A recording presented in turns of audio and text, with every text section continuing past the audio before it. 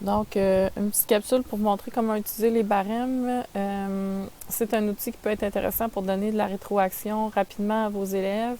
Puis, je trouve ça aussi intéressant pour faciliter la correction de l'enseignant.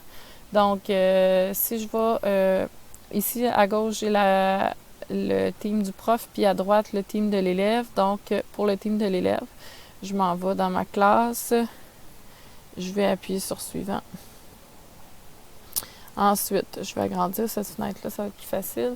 Je vais aller faire le test devoir barème.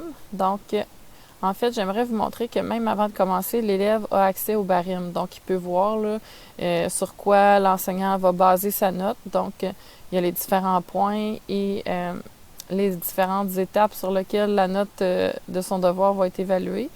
Ensuite, si l'élève fait son devoir, donc il clique ici, il peut modifier le document directement dans son navigateur.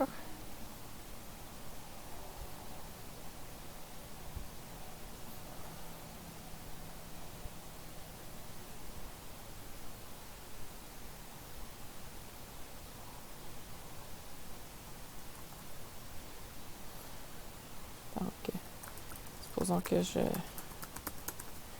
OK.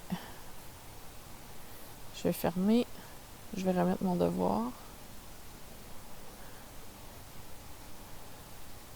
Ensuite, dans la version de l'enseignant, ce qui se passe, je m'en vais dans le test devoir barème. Je devrais voir qu'il y a un élève qui me l'a remis. Marianne me l'a remis. Donc, si je vais voir Marianne, je vais agrandir la fenêtre, ça va être plus facile.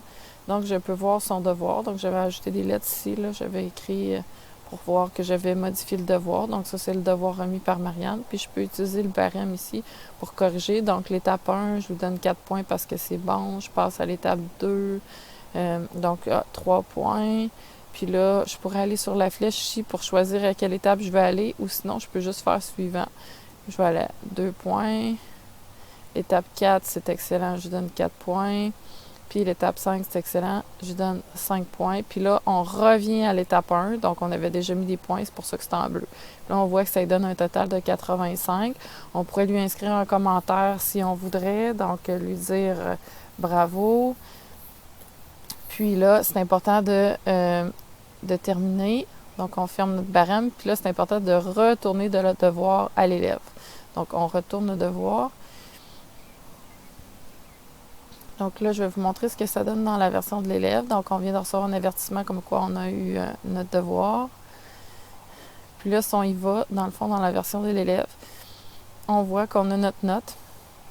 On peut aller réouvrir notre devoir. Le prof pourra avoir écrit des commentaires aussi directement sur le devoir. Puis on peut ouvrir notre barème pour voir qu'est-ce qu'on a eu bon, qu'est-ce qu'on a eu pas bon. Donc, c'est quoi les éléments qui manquaient à notre démarche. Donc, voilà quelque chose que je trouve une astuce très intéressante de team.